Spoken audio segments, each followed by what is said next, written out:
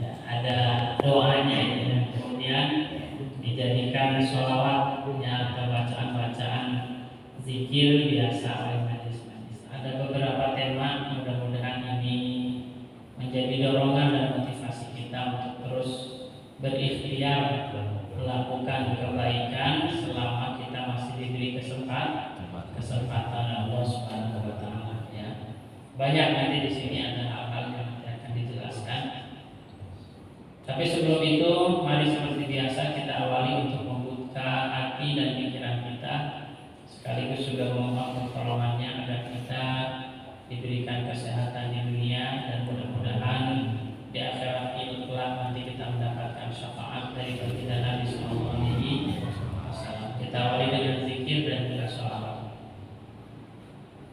Subhanallah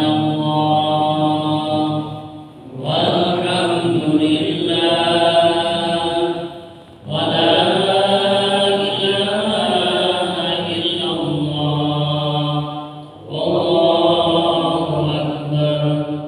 Subhanallah walhamdulillah wa la ilaha illallah wallahu akbar. Subhanallah walhamdulillah wa la ilaha illallah wallahu akbar. Sallallahu ala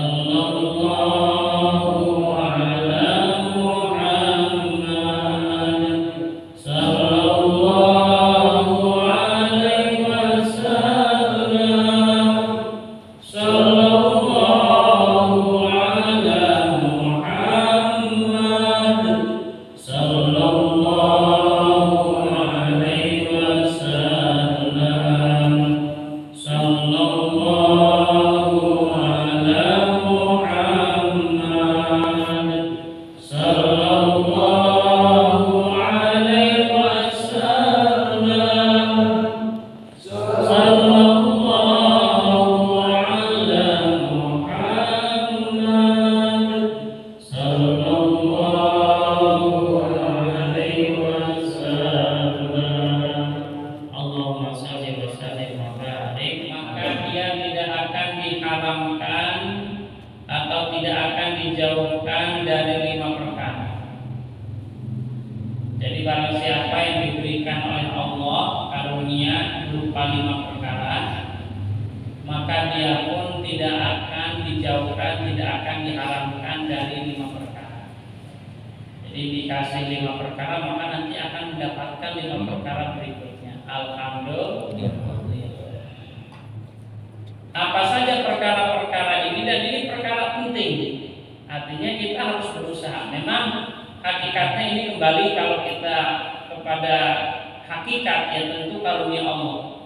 Tetapi perlu ada syariat dari kita ikhtiar, ya, untuk kita ini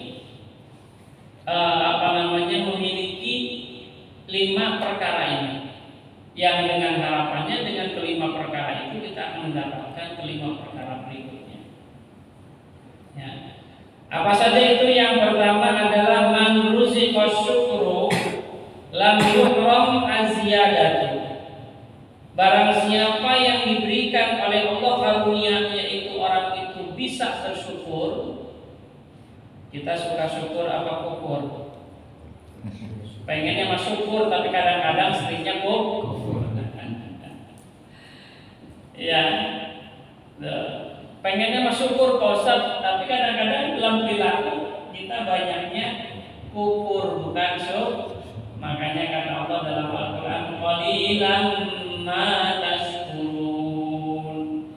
Sedikit sekali kalian bersyukur kepada Allah. Satu hari 24 jam. Selama satu hari atau 24 jam itu kita lebih banyak bersyukurnya, lebih banyak kufurnya. Atau supaya lebih mudah lagi, kita lebih banyak ingat Allahnya atau lupa sama Allahnya. Nah ini, ya, kadang-kadang jangankan di luar waktu sholat. Iya, waktu sholat aja, lagi sholat aja kita lupa sama Allah. Apalagi kalau lagi di pasar, ya, lagi di jalan, kadang-kadang lupa sama Allah. Tapi biarlah, yang terpenting adalah bagaimana kita sekarang ini, ya, berusaha berikhtiar agar kita ini, ya, tadi hakikatnya adalah karunia Allah, bahwa rasa syukur itu pemberian Allah. Tapi kita harus ada ikhtiar dan cara-cara yang kita lakukan sehingga kita ini mudah-mudahan dijadikan oleh Allah sebagai abadan syakura, hamba yang pandai dan bisa bersyukur.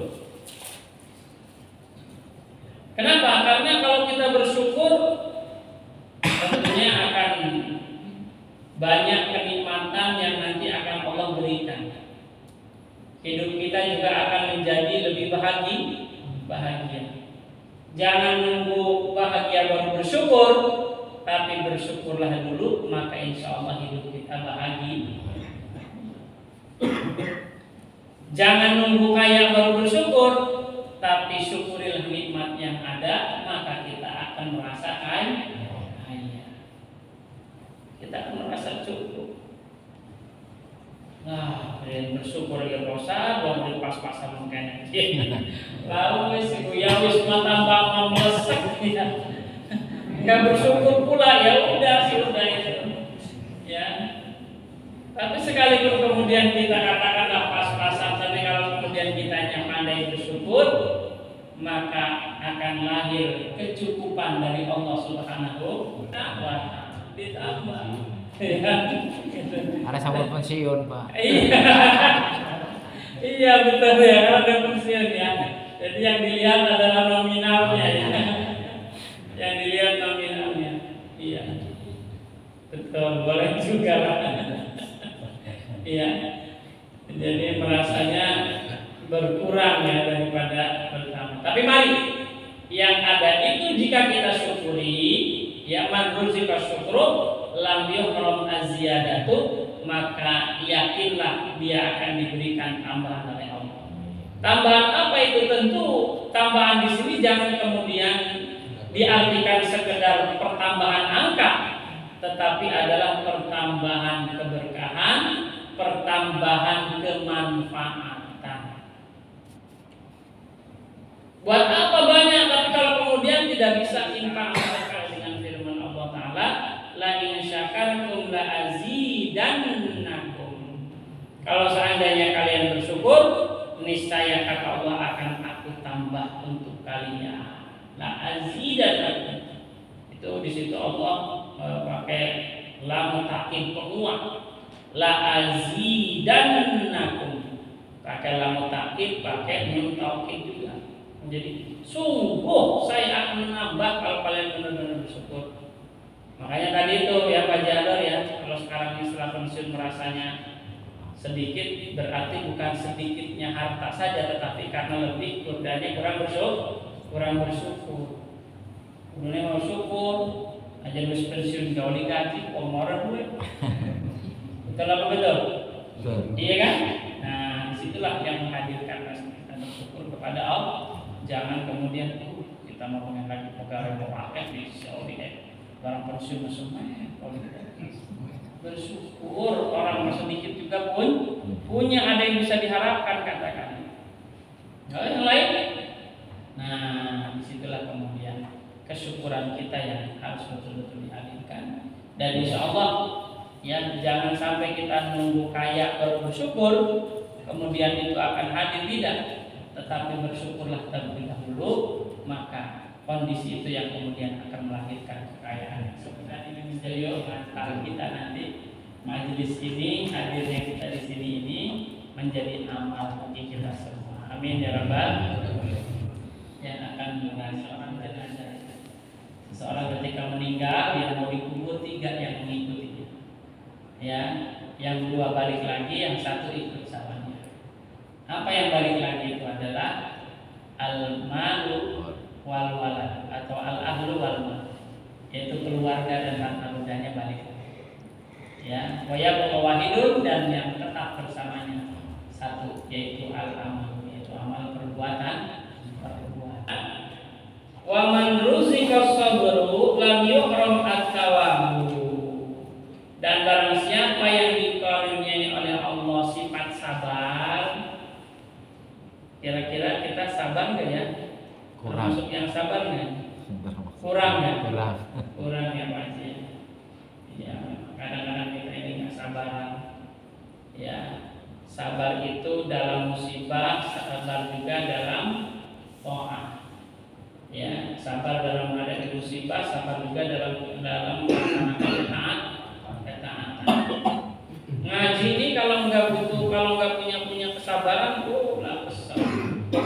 Ya, pengen gasing marilah. Ya, pengen cepat selesai. juga begitu. Ya, pengennya cepat selesai saja. Jadi kalau sabar dalam musibah, ya kalau ada musibah ya kita perlu kesabaran. Ya, jangan mengucapkan alhamdulillahi ala kulli hal. Kalau kita mendapatkan kenikmatan, alhamdulillahilladzi bi ni'matihi tatimmus shalihat. Kalau kita mendapatkan musibah, alhamdulillah ala kulli hal. Segala puji bagi Allah atas setiap keadaan. Jadi apapun yang kemudian dihadapi oleh kita, tetap kita bersyukur, memuji Allah. Apakah itu keadaan suasana perasaan yang menyenangkan, ya kita patut bersyukur tentunya, alhamdulillah, ya dengan menyebut ataupun memuji Allah. Segala puji bagi Allah. Tapi kalau kemudian yang datang kepada kita itu adalah sesuatu yang tidak menyenangkan, ya kan, sesuatu yang membuat kita bersedih, ternyata tetap kita juga harus bersyukur dengan mengatakan segala puji bagi Allah atas setiap keadaan. Jadi jangan kemudian kitanya sewot ataupun tidak terima dengan takdir, ya dengan qada dan qadarnya Allah. Karena kalaupun kita tidak terima, ya qadar Allah, takdir Allah, ketentuan Allah tetap akan berlaku kepada kita. Nah, maka kita perlu yang namanya ridho, ya, gitu. Dan itu hanya akan dimiliki oleh orang-orang yang memiliki sifat sabar. Ridho terhadap qada dan qadarnya Allah itu akan hadir dalam diri seseorang bila mana dia memiliki sifat sabar. Kalau tidak memiliki sifat sabar, dia tidak terima. Ya Allah, kenapa ini harus terjadi pada diri saya? Iya kan? Kenapa ini harus terjadi pada diri saya? Jadi mempertanyakan kepada Allah. Harusnya dia syukur. Allah. Kita ini makhluk hina tidak ada artinya. Menuduh Allah yang Maha Agung, Pencipta, Maha Adil, kalau tidak adil padaku. Hebat. Ini kenapa? Karena itu tadi jiwa yang tidak memiliki kesabaran kadang-kadang seperti itu berontak. Ya tidak aneh, ya kan? Jiwa-jiwa seperti itu dalam diri manusia potensi itu memang ada. Ya bahkan kemudian dia sombong, takabur, tidak beriman, itu jiwa-jiwa yang sudah rusak seperti itu. Tidak ada. Tapi jiwa-jiwa yang beriman, yang kemudian diiringi dengan kesabaran, ya ketentuan takdir apapun dia akan terima. Bahwa ini adalah ketetapan, ketentuan dari Allah Subhanahu wa Ta'ala. Seperti sekarang ini kita beberapa minggu atau bulan terakhir ini yang diperlihatkan dengan betapa kuatnya kesabaran orang-orang Palestina, di mana nyawa saudara-saudaranya direnggut, ya kan? Tapi dengan ketabahan, dengan kebesaran jiwanya dia meyakini bahwa itu adalah ketetapan takdir Allah Subhanahu wa Ta'ala, membuat hati kita terenyuh gitu ya, subhanallah. Begitu hebat, kuat dan jiwanya mereka itu. Ada yang kehilangan anaknya, kehilangan suaminya, kehilangan istrinya, bahkan kehilangan keluarganya, masya Allah. Yang luar biasa, jiwa-jiwa yang kuat, jiwa-jiwa yang sabar. Ya begitu menimpa mereka menyadari bahwa ini adalah ketetapan dan takdir terbaik. Mereka menyongsong dan menyambut penderitaan itu dengan sukacita. Subhanallah, luar biasa. Ya, jiwa-jiwa yang tabah, jiwa-jiwa yang sabar. Subhanallah. Ya, betul-betul ujian dari Allah Subhanahu wa Ta'ala yang ditimpakan kepada mereka. Tentu pada prinsipnya la yukallifullahu nafsan illa wus'aha. Allah tidak akan menimpakan suatu beban kepada suatu kaum, kepada seseorang, kecuali memang dia sanggup untuk memikulnya. Maka kita pun sering berdoa, dan itu memang bagusnya sering dibaca, ya Pak Jador ya. Rabbana la tu'akhidna in nasina aw akhtana, Rabbana wa la tahmil alaina isran kama hamaltahu 'alal ladzina min qablina, Rabbana wa la tuhammilna ma la taqata wa'fu 'anna waghfir lana warhamna anta maulana fansurna 'alal qawmil kafirin.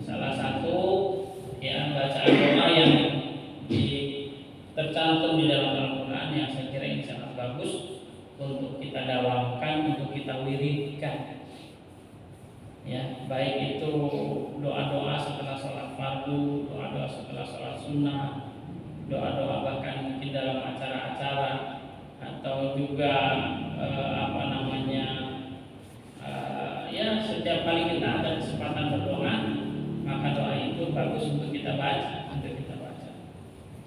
sekaligus untuk sebenarnya selain tentunya kita memohon dijauhkan dari sesuatu yang kita tidak sanggup untuk memikulnya, sekaligus untuk menguatkan jiwa kita bahwa yakinlah apa yang diberikan oleh Allah itu tidak seberat apa yang kita bayangkan. Kalau kita menerima ridho dan ketentuan Allah, sesungguhnya itu akan berlalu. Dan semua itu akan berlalu. Seberat apapun ujian itu, ya pada akhirnya namanya manusia di dunia akan berakhir dengan kematian. Dan ketika kematian itu datang, selesai sudah ujiannya. Ya, jadi maka yang kedua ini adalah man ruziqas sabru, barang siapa yang diberikan ya karunia berupa sifat sabar, ya apa di sini lam yuhram as-sawabu, yang lebih menggiurkan kita dengan kesabaran ini adalah bahwa kita akan terus-terusan mendapatkan pahala. Bahkan pahala orang yang sabar itu tidak terbilang. Ya, ini sejalan dengan firman Allah Subhanahu wa taala, liqaulihi ta'ala innama yuwaffas sabiruna ajrahum bighairi hisab. Ya, sesungguhnya akan diberikan balasan pahala bagi orang-orang yang sabar itu bighairi hisab, tidak ada hitungannya, tidak ada jumlahnya. Artinya kalkulatornya jebol, udah gak bisa ngitung berapa banyak pahalanya gitu ya. Yuwaffa ya ajrahum bighairi hisab. Mereka akan diberikan pahala oleh Allah tanpa hitungan lagi. Artinya begitu banyak balasan pahala ya, bagi orang-orang yang sabar. Bahkan di dalam Al-Quran dikatakan innallaha ma'as sabirin, bahwa Allah akan senantiasa menyertai orang-orang yang sabar. Ini kan satu kedudukan yang luar biasa. Ya, artinya ma'as sabirin itu bukan berarti Allah terus sama orang sabar keberadaan, bukan, tetapi pertolongannya, tetapi kemuliaannya, ya ini kan diberikan oleh Allah Subhanahu wa taala bagi mereka yang dalam hidup ini menjalannya disertai dengan kesabaran. Orang yang sabar insya Allah akan diberikan pertolongan dan jalan keluar oleh Allah Subhanahu wa taala. Dan penting ya dalam hidup ini kalau bisa kita bagi kata-kata atau globalkan ya dua sifat ini, syukur dan sabar. Itu adalah dua kunci kehidupan yang akan menetralisir setiap kondisi dan keadaan yang kita hadapi. Ketika kita muda, kaya, dilancarkan, bersyukur, maka itu baik bagi kita. Ketika kita di bawah, sulit, terjepit, sabar, maka itu pun akan baik bagi kita. Jadi syukur dan sabar ini adalah dua prinsip ya sifat yang harus dimiliki oleh kita untuk menstabilkan kondisi dan keadaan apapun yang dialami, yang dihadapi oleh kita. Jika dua sifat ini kita miliki dengan baik, kita pelihara dengan baik, maka insya Allah kita akan mendapatkan Rabbana atina fid dunya hasanah wa fil akhirati hasanah wa qina adzabannar. Di dunia kita akan mendapatkan kebaikan, di akhirat pun kita akan mendapatkan kebaikan. Bila mana syukur dan sabar ini kita tanam dalam diri kita, ya. Kemudian kita aplikasikan, kita lakukan dalam kehidupan sehari-hari. Apa yang diinginkan oleh Allah itu tidak seberat apa yang kita bayangkan. Kalau kita menerima ridho dan ketentuan Allah, sesungguhnya itu akan berlalu. Dan semua itu akan berlalu. Seberat apapun ujian itu, ya pada akhirnya namanya manusia di dunia akan berakhir dengan kematian. Dan ketika kematian itu datang, selesai sudah ujiannya.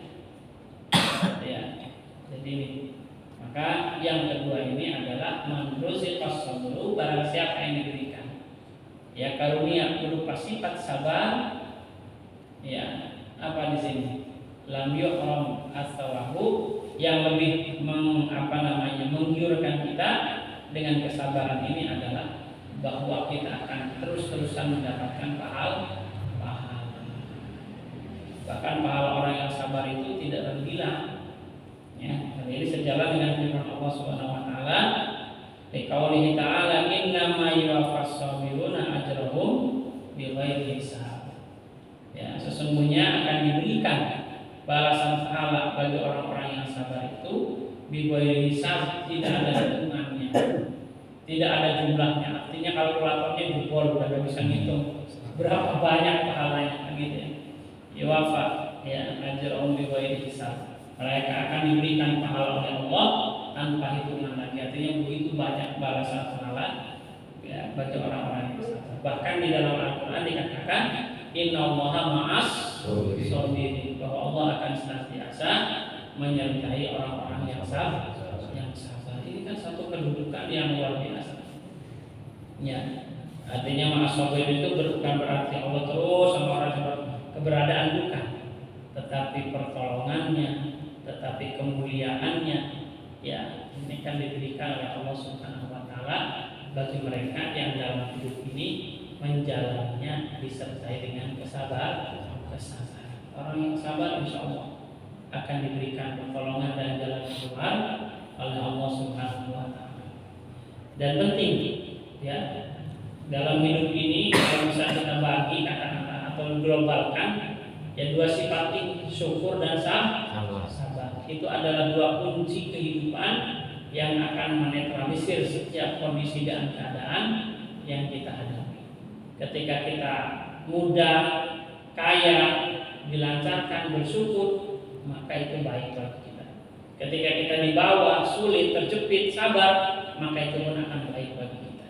Jadi syukur dan sabar ini adalah dua prinsip ya sifat yang harus dimiliki oleh kita untuk menstabilkan kondisi dan keadaan apapun yang dialami, yang dihadapi oleh kita.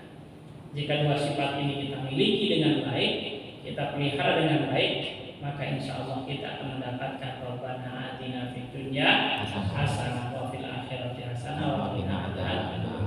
Di dunia kita akan mendapatkan kebaikan, di akhirat pun kita akan mendapatkan kebaikan.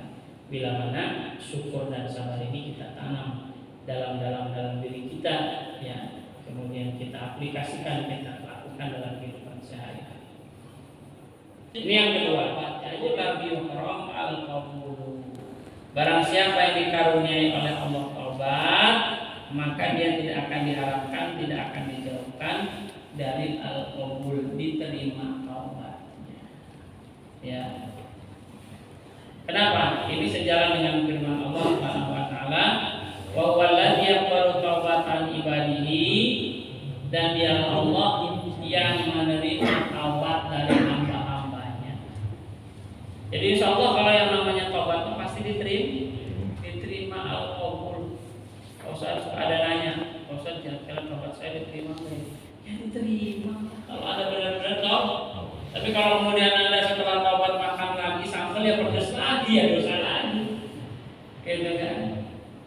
Tapi kalau kemudian setelah dia bertobat, beristighfar, itu tidak melakukannya lagi, maka insya Allah apa yang kemudian dilakukan itu akan diampuni oleh Allah. Tapi kemudian setelah dia taubat, istighfar, kemudian melakukan lagi, ya itu kan dosa lagi, kan gitu ya. Tapi perkara Anda taubat, maka yakinlah, bahkan Allah itu diumpamakan dalam hadis itu, ya kalau ada seorang hamba yang taubat itu perasaannya itu, senangnya itu kalau diumpamakan, digambarkan dengan manusia ya itu. Jadi ada orang kehilangan motor, di mana di motor itu ada barang-barang dia, ada KTP-nya, ada bahkan barang-barang apa ya, tadinya hilang, dia cari-cari nggak ketemu, tiba-tiba datang sendiri. Seneng nggak tuh? Ya Allah, alhamdulillah, ternyata di sini ada yang nganterin lagi. Aduh, makasih Allah, kan gitu. Hilang motor, tiba-tiba ada yang nganterin. Senang nggak tuh? Begitulah Allah, begitu senang dan bahagianya ya apabila ada seorang hamba yang kembali taubat kepada. Taubat itu kan tabayatu kembali artinya. Artinya ketika orang berbuat dosa itu kan sedang nyasar sebenarnya. Sebenarnya kan jalan yang harus dia tempuh itu adalah menuju Allah. Dia salah kesasar karena entah itu nafsunya, karena itu entah godaan setannya, godaan tetangganya, godaan rabini, godaan anaknya, nyasar nyebrang merana kan. kudune membelokkan yang kiri, nyasar. Nah, tiba-tiba kemudian orang ini kembali kepada Allah. Tuh, ke jalan yang benar lagi. Nah, Allah itu sangat senang. Ya, maka sudah pasti taubatnya diterima. Tapi lamun kemudian nyasar lagi, udah bener jangan tiba-tiba melencong lagi, ya itu tergantung nanti akhirnya Anda itu saat taubat atau saat maksiat. Ya, ya kalau saat maksiat ya itulah ada konsekuensinya. Sebagaimana saat taubat juga ini ada apresiasinya, kan kira-kiranya gitu. Ya, tentu akan diapresiasi dengan diterimanya taubat, dengan diampuninya dosa. Tapi kalau kemudian di akhirnya dia dalam keadaan maksiat, itulah ada pilihan, ada namanya husnul khotimah, ada su'ul khotimah. Dan ingat, akhir kehidupan kita itu amat sangat menentukan bagi perjalanan hidup kita berikutnya. Kalau kita husnul khotimah, insya Allah perjalanan berikutnya akan lebih mudah. Tapi kalau kemudian su'ul khotimah, lagi dangdutan joget-joget plok modian, lah itu ada konsekuensinya, ya, ada konsekuensinya. Hati-hati. Ya, perjalanan akhir hidup kita ini sangat menentukan terhadap fase-fase kehidupan kita yang akan kita jalani di fase-fase kehidupan berikutnya, di alam barzakh, ya, di alam kebangkitan dan seterusnya. Ya, jadi ini. Ya, walaupun taubat itu sekali lagi adalah karunia Allah, maka di sini rizqo, siapa yang diberikan karunia oleh Allah taubat, tapi jalan untuk bisa bertobat itu sudah Allah jelaskan. Baik dalam Al-Qur'an maupun dalam hadis-hadis Nabi. Bagaimana agar kita taubat kepada Allah itu? Pertama menyesali dong, tentu saja. Mengakui, ya. Yang kemudian lahir dengan pengakuan itu adalah kita merasa berdosa. Harus mengakui dulu, ya, kemudian kita menyesal. Nah, kalau kemudian dia belum mengakui bahwa merasa dirinya salah, ya mau bagaimana dia bertobat? Seperti saya pernah sering cerita, ya kan, saya pernah undangan ke Labuan 2 mobil rombongan, ya kan. Nah, tadi konvoy sebenarnya mah nggak jauh-jauhan. Pas begitu ketemu belokan saya belok, gitu kan. Belok aja karena saya udah pikir tahu kan itu saya pikir yang di belakang ini lihat. Ternyata yang di belakang enggak belok. Karena saya berhenti, saya lihat enggak belok. Ternyata dia lurus. Saya telepon kan. Kok lurus? Iya, saya mau belok salah iku mah, ada di kono. Iya tah. Iya aja kono. Nanti beloknya itu di depan. Oh gitu. Saya yakin bahwa itu adalah jalan yang benar. Ternyata apa? Karena dia belum merasa salah kan? Terus saja, kemudian dia belok di belokan kedua. Setelah dia belokan itu, perasaan di belokan kedua, akhirnya dia ngebel balik. Ji, suwe kita terus si Rosa kata, lalu lagi makan gitu. Berarti salah ya? Lah ya salah kan mesti telepon. Jadi kita gebelok mau, kita mesti belok. Oh, kayak kita mau beloknya di kono, ya terserah jadi kita. Nah, selagi dia belum menyadari kalau dia itu salah, dia akan terus saja.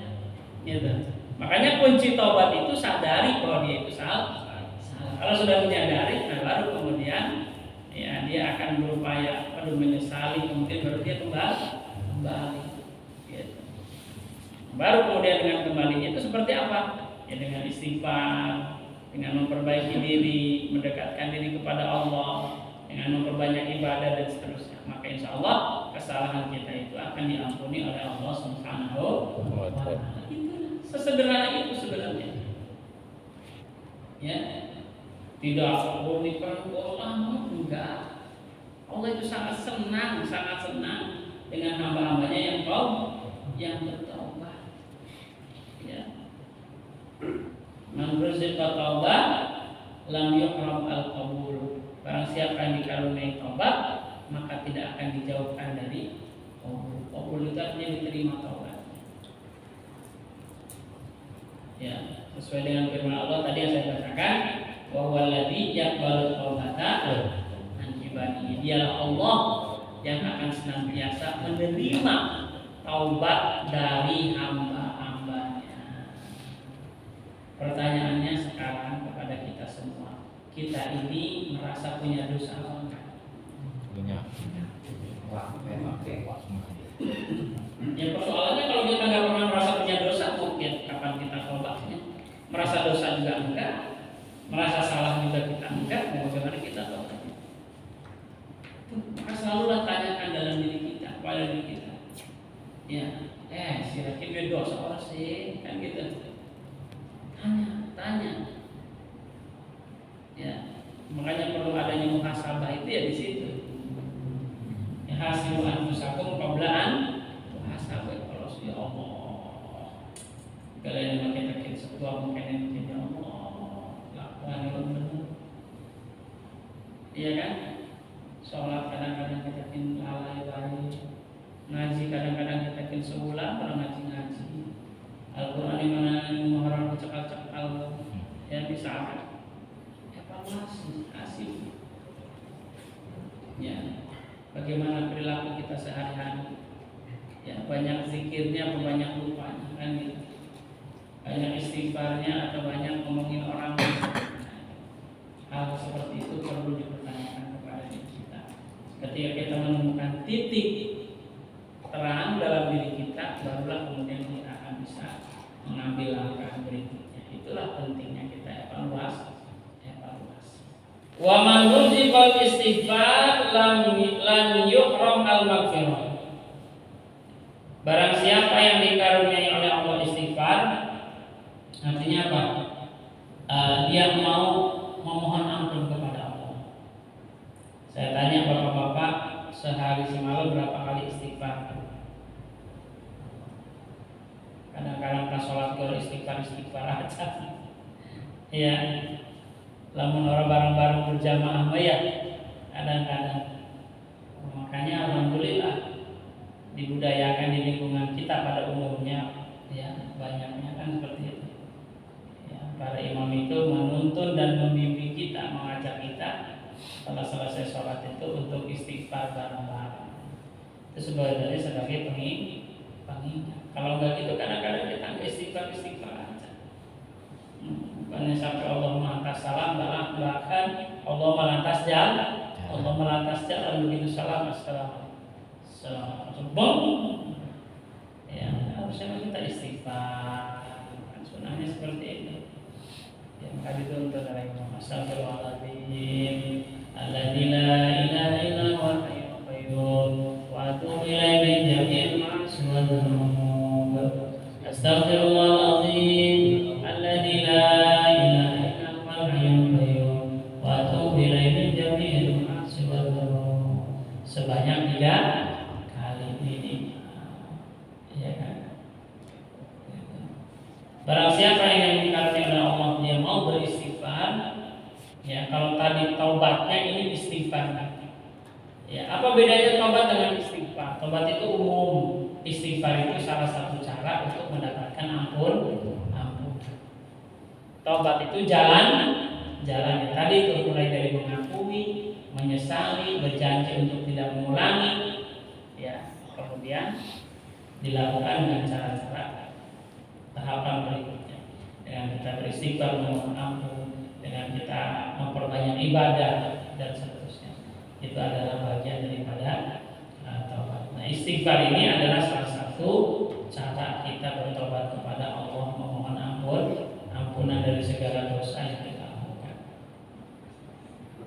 Hal ini juga tentu bukan sembarang, tetapi berdasarkan firman Allah, istaghfiru rabbakum innahu kana ghaffara.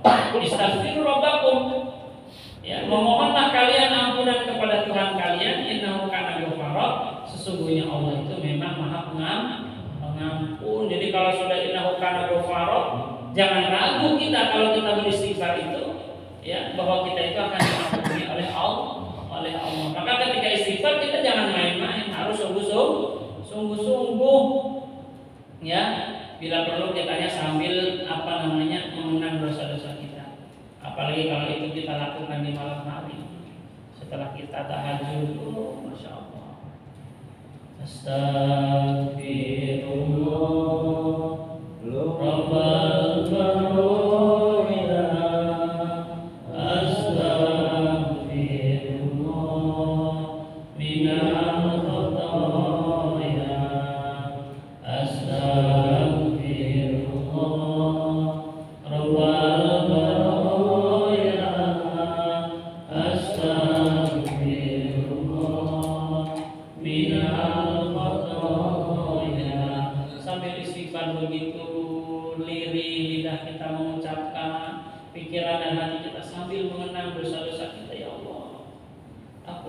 dosa-dosa hamba ya Allah, kesalahan-kesalahan hamba ya Allah. Ingat ketika muda bagaimana kita melakukan dosa dan kesalahan. Ingat sewaktu kita bekerja apa kesalahan dan dosa yang kita lakukan. Berapa kewajiban yang kita tinggalkan, berapa larangan yang kita langgar. Terus sambil kita istighfar, sambil kita mengingat dosa-dosa kita, masya Allah. Ya, rozikul istighfar. Ini adalah karunia Allah. Saya katakan tadi, tidak semua orang mau beristighfar. Ya, walaupun ini jalan dan cara yang bisa sebenarnya kita lakukan. Dan Rasulullah telah mencontohkan, dia dalam hadis dikatakan bahwa Rasulullah itu sehari semalam tidak kurang dari 70 kali. Dalam riwayat yang lain tidak kurang dari 100 kali. Itu teladan dari Rasulullah bagi kita. Ya, silakan mau redaksi istighfarnya mau yang tadi kita baca bareng-bareng atau biasa redaksi istighfar yang kita ucapkan setelah sholat biasa. Monggo. Ya, silakan. Intinya adalah ketika istighfar itu kita betul-betul sesungguhnya memohon ampunan kepada Allah atas dosa-dosa kita. Ya, apalagi kalau kita sambil mengenang perjalanan hidup kita di masa yang akan datang ke depan ini, saya mau bagaimana ya Allah? Kalau seandainya hamba ini masih terus-terusan berdosa, bagaimana masa depan hamba ya Allah? Bagaimana nasib dan kehidupan hamba setelah mati nanti ya Allah? Kalau seandainya hamba ini mati masih dalam berlumurkan dosa, maka jadikan ini keberuntungan umatnya Nabi Muhammad SAW, yang tidak seperti umat-umat terdahulu tobatnya harus tempatnya ini, waktunya tertentu. Kita banyak sarana yang Allah berikan untuk menghapus dosa-dosa kita, termasuk sholat 5 waktu. Ya, kalau kita lakukan dengan sungguh-sungguh tepat waktu, ya, itu adalah juga bagian daripada penghapus dosa kita. Nah, Rasul menceritakan kepada para sahabatnya, kata Rasulullah, para sahabatku, jika salah seorang di antara kalian di depan rumahnya ada sumur atau sungai, kemudian dia mandi sehari 5 kali di sumur itu, kira-kira masih ada dagingnya enggak? Kata para sahabat, ya kalau 5 kali begitu bersih kayaknya Rasul. Di sini ada bapak-bapak yang mandinya sehari 2 kali bersih-bersih. Kira-kira gitu. Ya, apalagi sampai 5 kali. Nah, kata Rasul, itulah sholat 5 waktu yang kalian lakukan sehari semalam akan hapus dosa-dosa dan kesalahan kalian. Maka itu beruntungan bagi kita. Banyak sekali instrumen-instrumen menghapus dosa bagi kita umat Nabi Muhammad ini, tinggal kita mau tidak melakukannya. Salah satunya adalah istighfar. Ya, lakukan di malam hari, ya, sebelum kemudian kita datangnya waktu subuh. Kan ada dalam ayat Al-Quran, wabil asharihum yastaghfirun, dan di waktu-waktu sahur mereka beristighfar. Waktu sahur itu kapan? Ya, waktu sahur itu ya 1 jam lah kurang lebih dengan waktu subuh. Jadi setelah selesai sholat malam, tahajud, taubat, witir, ada jeda mungkin 1 jam atau setengah jam sebelum waktu subuh. Di situ kemudian kita sempurnakan, kita isi waktu itu dengan memperbanyak istighfar. Dan ini sekali lagi karunia dari Allah. Dan orang yang dikaruniai oleh Allah istighfar, maka lam yuhram al-maghfirata, maka dia tidak akan dijauhkan, tidak akan diharapkan dari ampunan. Sebagaimana firman Allah, istaghfiru rabbakum innahu kana ghaffara. Mintalah ampun kepada Tuhanmu, sesungguhnya Allah itu betul-betul Maha Pengampun. Oke, kalau yakin ya dengan ampunan Allah, dengan tadi kita resapi sambil kita mengingat dosa-dosa yang pernah kita lakukan. Kemudian yuqram al-ijabah. Barang siapa yang dikaruniai oleh Allah doa, artinya orang ini mau berdoa, sering berdoa. Ya, lagi-lagi hakikatnya adalah karunia Allah. Tapi syariatnya kita bisa berusaha, ya, dengan wawasan ilmu yang kemudian kita dapatkan melalui majelis-majelis, bahwa doa itu adalah merupakan mukhul ibadah, otaknya ibadah, ya, atau ruhul ibadah, ruhnya daripada ibadah, ya. Dan kemudian doa ini adalah sesuatu yang diperintahkan oleh Allah. Ud'uni astajib lakum, berdoalah kalian maka saya akan aku ijabah. Ya, artinya doa itu adalah perintah. Ya, dan kalau kita mau berdoa, lam yuhram al-ijabatu, tidak akan diharamkan, tidak akan dijauhkan dari ijabah. Jadi doa-doa kita itu sebenarnya diijabah oleh Allah Subhanahu wa taala. Yakin nggak doa kita diijabah? Ya kalau nggak yakin ngapain berdoa? Ya, maka ketika kita berdoa memohon kepada Allah sesuatu, yakinlah bahwa doa kita itu, permintaan kita itu diijabah oleh Allah Subhanahu wa taala. Harus yakin. Sekali lagi kalau nggak yakin, ngapain kita berdoa? Iya kan? Gitu. Jadi ketika kita berdoa, mari tanamkan keyakinan dalam diri kita bahwa doa kita itu diijabah oleh Allah Subhanahu wa taala. Tapi kalau Ustaz jam begini kita ingin berdoa, pengen waras. Berarti doa kita pun harus dijawab. Gimana itu? Mungkin berdoanya satu, tata caranya belum benar. Yang kedua, belum yakin. Yang ketiga, belum ikhlas berdoa. Ya. Boro-boro ikhlas yakin aja dulu soalnya. Ya. Boro-boro yakin mau doa itu orang benar. Itu ya. Maka doa itu harus benar, harus yakin, harus ikhlas. Ya, benar tentunya memenuhi syarat rukunnya. Etika dan adabnya. Bagaimana ketika kita berdoa, ada waktu-waktu tertentu. Ada kondisi-kondisi tertentu.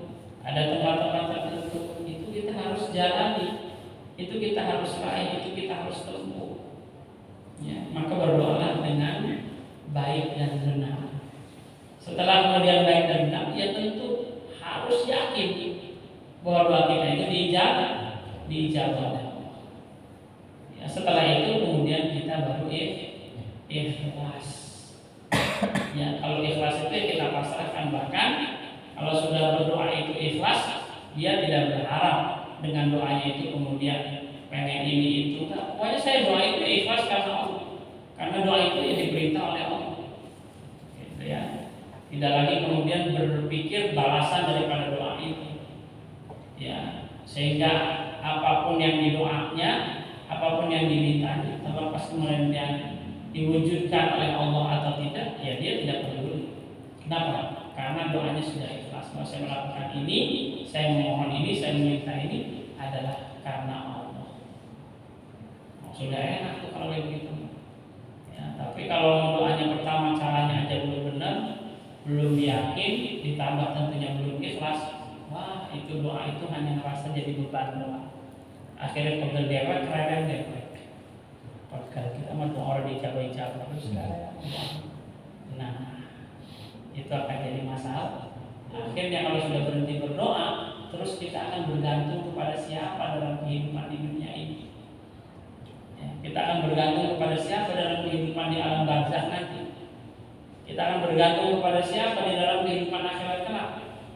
Adakah yang kita bisa gantungkan? Adakah yang bisa kita sandarkan nanti selain kepada Allah?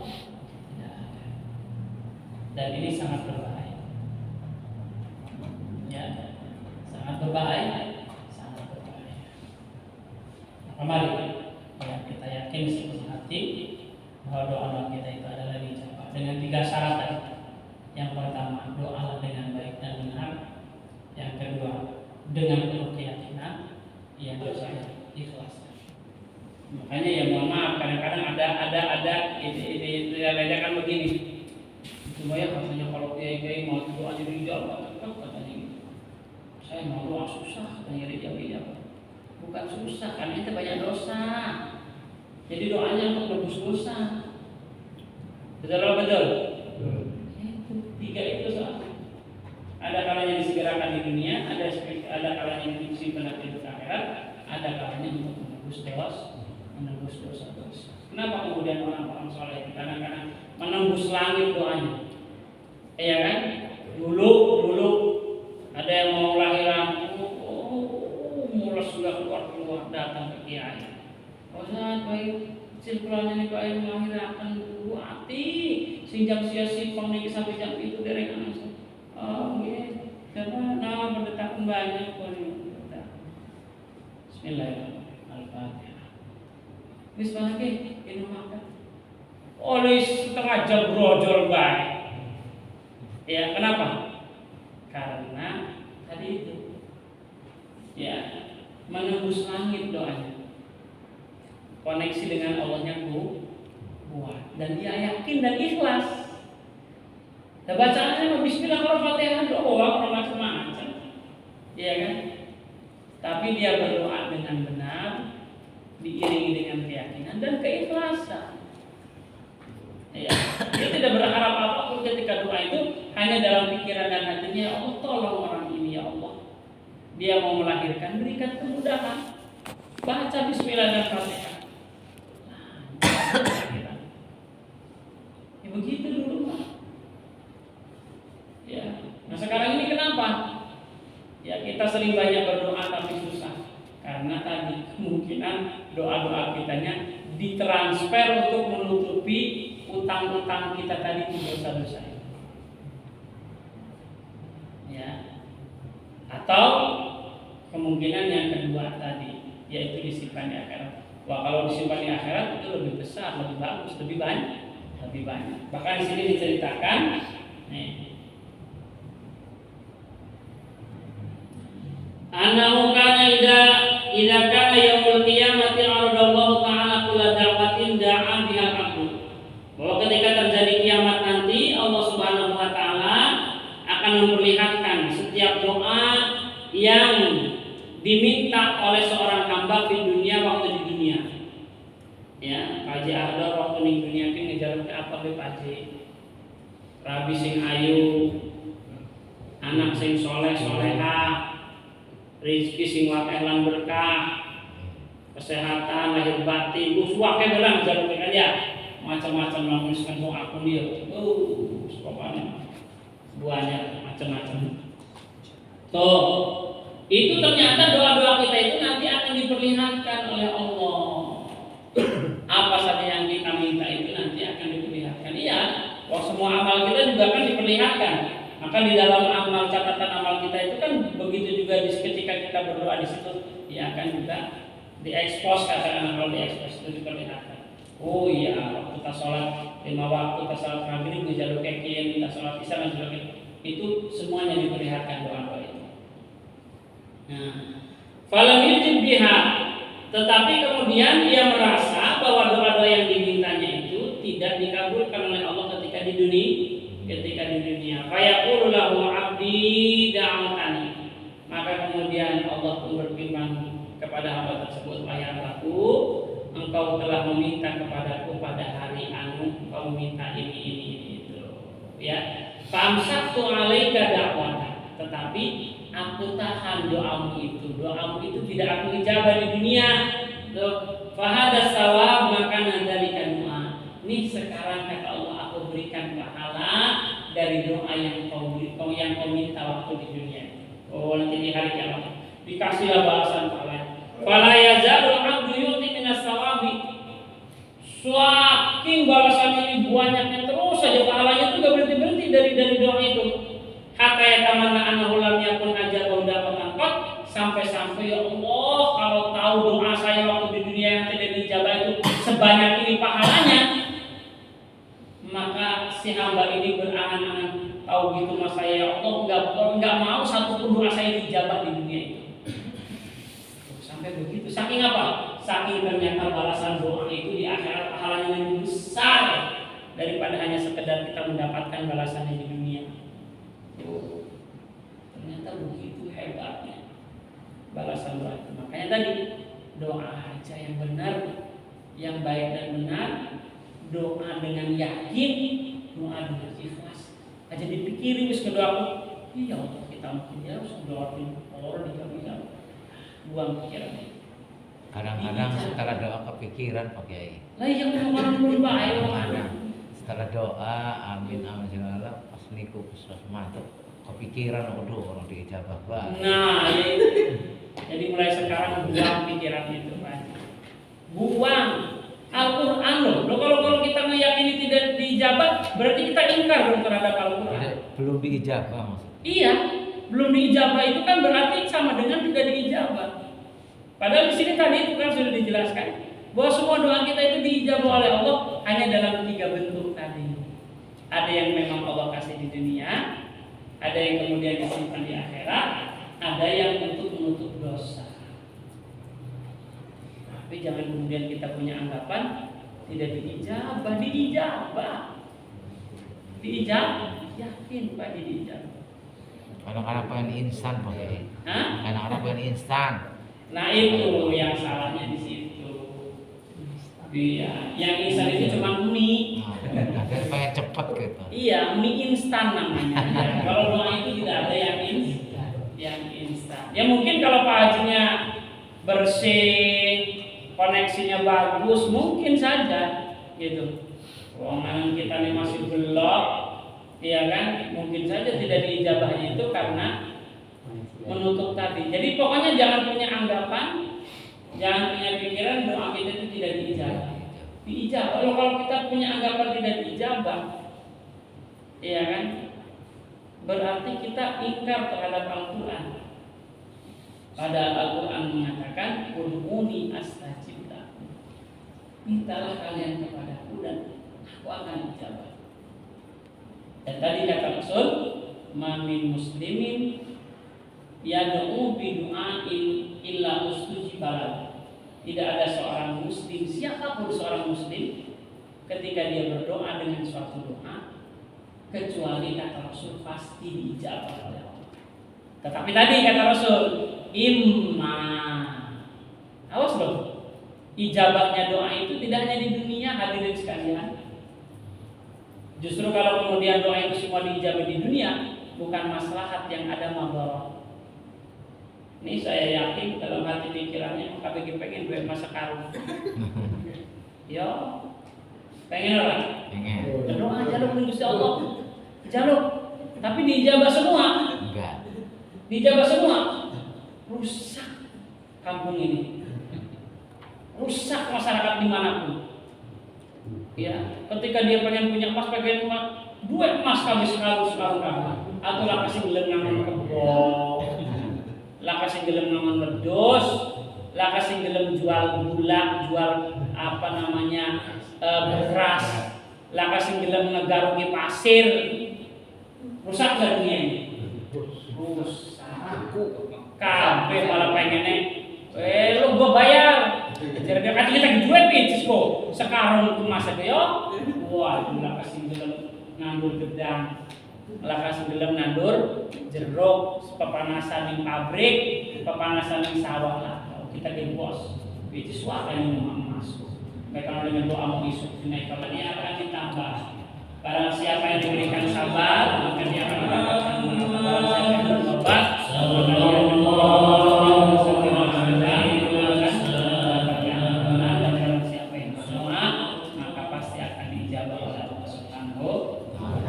demikian. Kalau lagi mohon maaf, sebelum ditutup satu saja pertanyaannya lah, jangan banyak-banyak, sudah setengah 10 soalnya. Jadi doa tanpa usaha itu bisa dikatakan mimpi, usaha tanpa doa itu adalah kesombongan.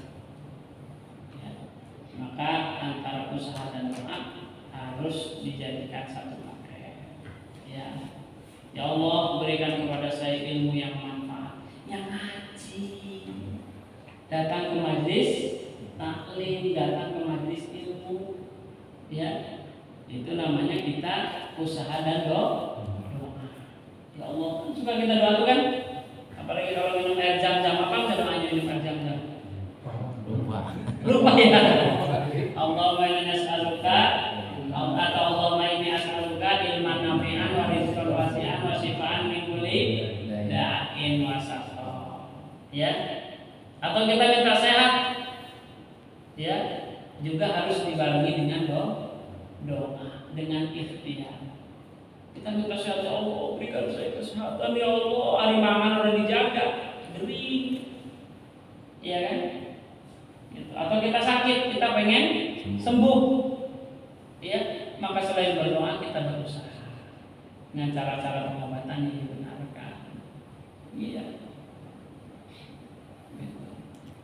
Jadi kalau kita pengen sehat, ya selain kita berdoa, kita jaga makanan. Kalau kita sedang sakit pengen sembuh, ya selain berdoa kita juga harus berobat. Gitu. Nah seperti itu paketnya. Ya, jadi jangan dipisah. Ya Allah saya pengen masuk surga. Ya harus usaha dong. Apa? Ya sholat, jauhi maksiat, kan gitu. Ya Allah jauhkan saya dari neraka, bebaskan saya dari neraka. Iya boleh minta kepada Allah, tapi jangan kemudian kita mintanya dijauhkan dari neraka, tapi kita melakukannya perbuatan ahli neraka, bertolak belakang namanya. Ya, jadi usaha dan doa harus sejalan. Ya, harus sesuai. Ya, itu bisa bolak-balik. Bolak-balik itu maksudnya ya antara usaha dan doa. Kalau kita usaha dulu, ya doa itu adalah sebagai penguatnya, ya sebagai penguatnya. Ya, sehingga nanti kalau kita usaha dibarengi dengan doa, kalaupun berhasil kita tidak sombong dan takabur, tidak berhasil pun kita tidak putus.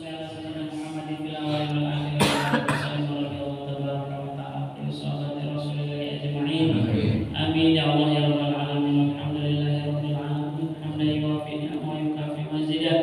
Ya Rabbana lakal hamdu kama yanbaghi li jalali wajhika fid dunya wal akhirah. Allahumma ighfir lana wa li walidina warhamhum kama rabbawna shighara. Rabbana la tuzigh qulubana ba'da idh hadaytana wa hab lana min ladunka rahmah innaka antal wahhab. Allahumma a'inna ala dzikrika wa syukrika wa husni ibadatik. Allahumma arinal haqqa haqqan warzuqna ittiba'ahu wa arinal batila batilan warzuqna ijtinabah. Rabbana taqabbal minna innaka antas samiul alim wa tub 'alaina ya maulana innaka antat tawwabur rahim. Rabbana atina fid dunya hasanah wa fil akhirati hasanah wa qina adzabannar. Bi fadlika subhana rabbika rabbil izzati amma yasifun wa salamun alal mursalin walhamdulillahi rabbil alamin. Adana wa iyyakum ajma'in wa lakum minkum. Wassalamualaikum warahmatullahi wabarakatuh.